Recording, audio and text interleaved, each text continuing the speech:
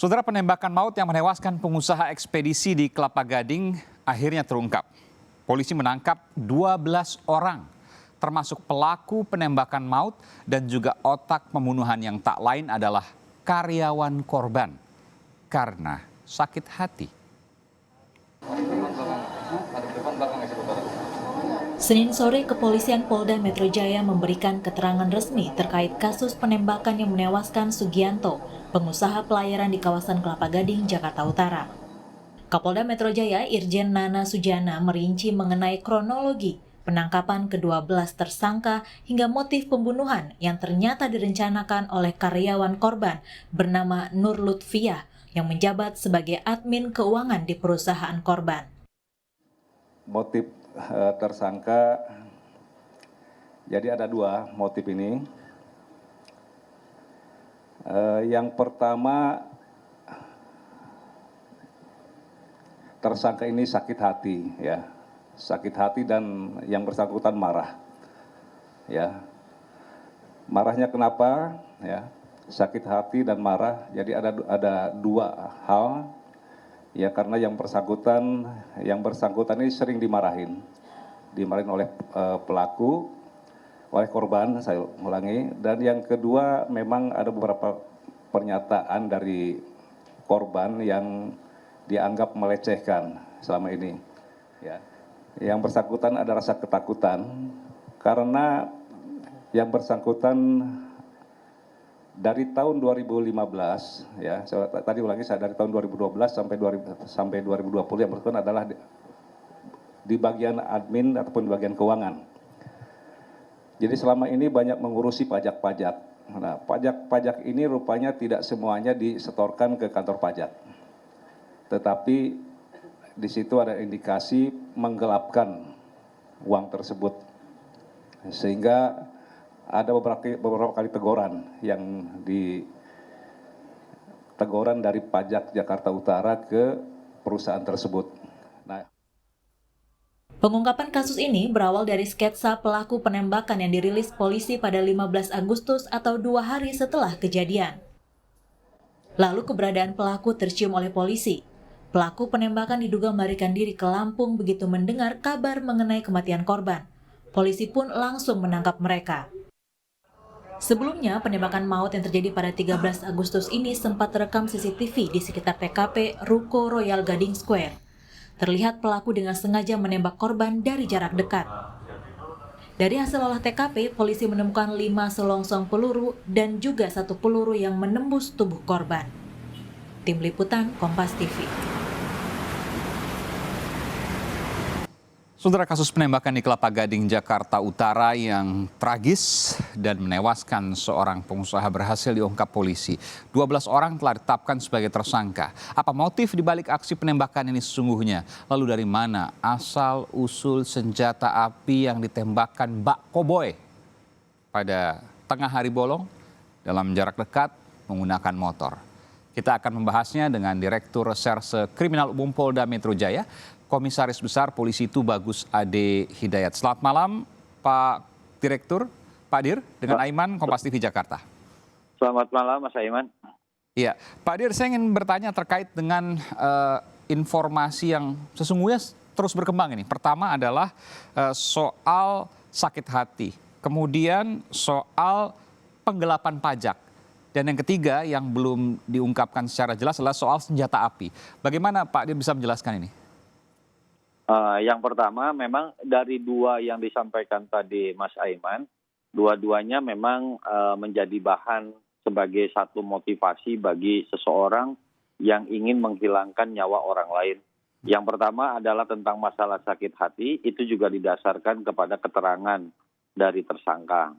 Kemudian yang kedua, yang sifatnya adalah dari penggelapan pajak, itu juga berdasarkan dari latar belakang.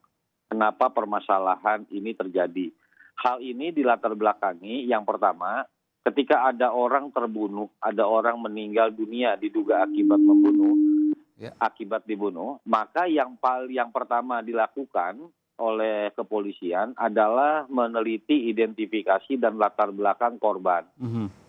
Ada masalah apa yang bersangkutan sampai harus dibunuh?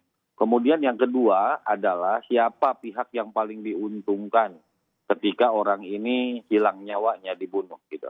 Maka dibuatlah beberapa hipotesa, antara lain misalnya latar belakang karena ada masalah bisnis, kemudian ada masalah-masalah lain. Didapatkanlah ada salah satu yang paling mungkin muncul adalah masalah bisnis. Kemudian dilakukan penyelusuran ke belakang, tetapi tidak ada petunjuk yang jelas untuk itu. Yang kedua adalah tentang masalah internal di perusahaan. Ada apa di dalam perusahaan tersebut? Kemudian didapatkanlah ada permasalahan pajak di sana.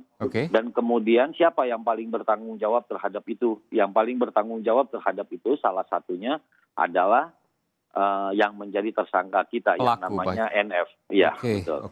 Jadi saya simpulkan sedikit. Jadi saya konfirmasi kepada Pak Dir, ini pertama-tama tentu kita apresiasi terhadap Polda Metro Jaya yang kemudian bisa mengungkap kasus yang luar biasa, mengagetkan, karena kita nanti punya video amatirnya pada saat kejadian ini luar biasa, di tengah hari bolong kemudian menggunakan motor, aksi bak koboi yang kemudian menembak di tengah kerumunan dengan jarak dekat begitu ya.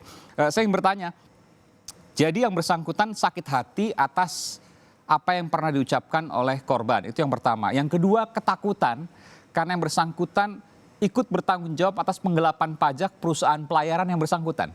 Benar demikian, Pak Dir? Saya luruskan, bukan uang penggelapan pajak, tetapi uang perusahaan yang diduga untuk membayar pajak. Artinya si pelaku ini khawatir bahwa apa yang sudah dilakukannya itu berdampak hukum bagi yang bersangkutan. Dan hanya dia yang tahu dengan bosnya tentang permasalahan keuangan. Dan juga disampaikan selain soal pajak tadi, ia sakit hati sering direndahkan. Boleh kemudian dicontohkan misalnya apa yang kemudian disampaikan oleh korban yang telah dibunuh ini, bosnya, terhadap yang bersangkutan, tersangka? Yang pertama misalnya adanya ajakan untuk melakukan hubungan suami istri. Tetapi sekali lagi ini hanya didasarkan kepada satu alat bukti saja, yaitu keterangan tersangka saja. Kenapa? Karena berdasarkan itu tidak bisa dilakukan klarifikasi karena korban sudah meninggal. Alat bukti yang lain yang mendukung itu tidak ada. Dan kemudian ada latar belakang yang kedua. Nah, makanya kami dari penyidik itu melatar belakangi kepada dua hal itu. Gitu. Pak Dir, artinya ini tersangka utama yang yang tadi Anda katakan sakit hati, kemudian juga diduga ikut menggelapkan pajak karena diminta oleh bosnya begitu. Ini perempuan ya? Perempuan. Tapi yang kemudian yang menjadi eksekutornya ini adalah laki-laki yang kemudian saya akan tayangkan dulu, saya akan perlihatkan kepada pemirsa bagaimana kemudian proses kejadian pada waktu terjadinya penembakan yang luar biasa ini di Kelapa Gading, Jakarta Utara. Berikut ini.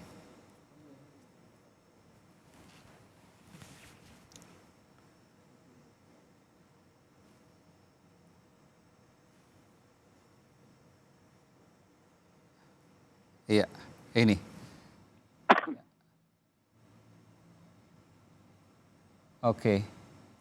Baik, ini adalah satu orang yang kemudian mendekati ke bosnya, lalu kemudian melakukan penembakan, sementara ada orang lain yang memboncengnya. Ini semuanya laki-laki dan saya lihat ada sejumlah tersangka di sana. Bisakah kemudian Pak Dir menjelaskan ini? Artinya ada berapa orang dan kemudian bagaimana ia mengajak sejumlah orang ini termasuk orang yang mungkin punya senjata api? Kok dia bisa tahu? Baik. Jadi ini kebetulan kejadiannya yang pertama dari pihak yang NF yang wanita karyawan tadi meminta kepada salah seorang yang juga merupakan suami sirinya dari tersangka tersebut. Dan kemudian dari sana yang namanya tersangka R atau M itu baru menyusun siapa yang akan melakukan. Nah dari sana kemudian ada perencanaan dilakukan di beberapa tempat, antara lain di Tangerang, di Cibubur, dan beberapa tempat lain. Dari tempat situ kemudian disusun bagaimana cara melakukannya. Cara melakukannya yang pertama pada sekitar sebelumnya, beberapa hari sebelumnya ada perencanaan akan melakukan eksekusi tidak dengan menggunakan senjata api. Tetapi itu gagal. Oke. Gagal dilakukan dikarenakan korban tidak sesuai dengan rencana, artinya tidak mau. Dan yang kedua, baru dilakukan dengan senjata api. Siapa yang bersedia menyiapkan senjata api, dicari orangnya, dan ternyata ada. Dari kurang lebih ada 5 orang tersangka alur daripada senjata api tersebut. Gitu. Kemudian dibeli senjata api tersebut, diserahkan kepada seseorang yang siap untuk menjadi eksekutornya. Oke. Gitu. Eksekutornya kemudian mempersiapkan diri sedemikian rupa yang dilakukan di Cibubur dan kemudian pada tanggal 13 Agustus baru melakukan eksekusi. Ini luar biasa ya, perencanaan yang cukup kompleks yang kemudian dilakukan oleh tersangka dan juga beserta kawanannya ini. Artinya dia tahu bahwa ada jalur pembelian dan juga eksekutor senjata api. Ada jalur pembelian senjata api dan juga termasuk eksekutor yang bisa menggunakan senjata api dan melakukan pembunuhan. Bagaimana kemudian Pak Dir? Jadi sebetulnya kalau misalnya kita meneliti ke belakang, latar belakang para pelaku ini bukanlah semacam profesional yang memang mahir menggunakan senjata api. Oke. Memang ada proses latihan bagaimana cara menggunakan senjata api dan mengarahkannya kepada korban. Ini ada proses pelatihan sebelumnya.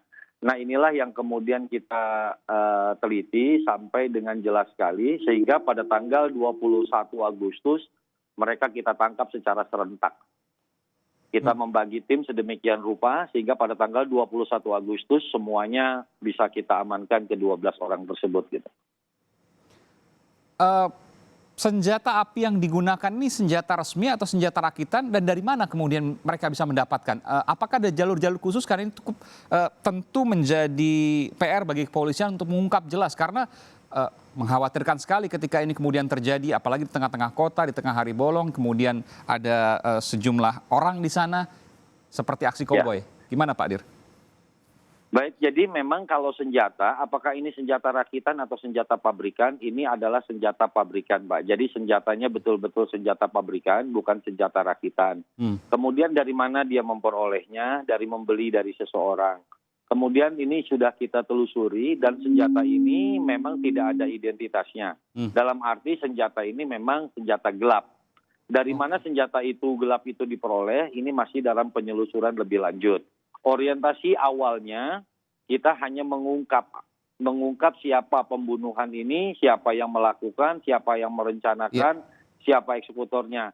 Dan kemudian dari hasil pengembangan penyidikan didapatkanlah senjata itu. Nah senjata ini tentunya masih perlu ditelusuri lebih lanjut lagi. Siapa pemiliknya, siapa importer dan lain sebagainya akan arah ke sana. Dan ini masih berproses Pak Aiman. Jadi orientasi kita saat ini adalah berhasil mengungkap kasus pembunuhannya, sedangkan tentang perolehan senjata dan bagaimana mengantisipasi senjata ini masih perlu penelusuran lebih lanjut lagi ya. Oke, ini apresiasi sekali lagi terhadap pihak Polda Metro Jaya di bawah jajaran Direktorat Reserse Kriminal Umum Polda Metro Jaya, Pak Komisaris Besar Polisi Tubagus Ade. Saya ingin tanya terakhir Pak, apa yang dikenakan para tersangka ini terkait dengan jeratan hukum? Oke, untuk masalah jeratan hukum, ini kita masukkan ke dalam pasal 340 KUHP, subsidiarnya 338 tentang pembunuhan. Dan karena ada penyimpanan senjata api, ada yang menyediakan senjata api dan lain sebagainya, ini juga kita terapkan undang-undang darurat kepada yang bersangkutan. Dengan ancaman hukuman? Kalau ancaman hukuman pembunuhan berencana, ancaman maksimalnya hukuman mati. Hukuman seumur hidup dan juga atau selama-lamanya 20 tahun. Gitu. Untuk undang-undang darurat sendiri soal senjata api tadi? 12 tahun itu ancaman hukumannya. Baik, ini nanti akan kalau memang dua-duanya kemudian didakwakan nanti artinya dua-duanya akan berjalan. Dan hukumannya merupakan akumulasi dari dua kasus ini. Betul demikian Pak Dir? Iya, kalau untuk untuk bagaimana vonisnya mungkin nanti keyakinan hakim dan itu kewenangan hakim nanti akan untuk menjatuhkan hukuman itu. Baik. Kepolisian hanya bahwa perbuatan itu memenuhi unsur pasal yang dituduhkan. Ya. Bahwa di sini juga termaktub pesan bahwa jangan bermain-main dengan kasus kriminal terlebih dengan pembunuhan berencana yang memiliki ancaman hukuman mati. Demikian Pak Dir ya. Baik.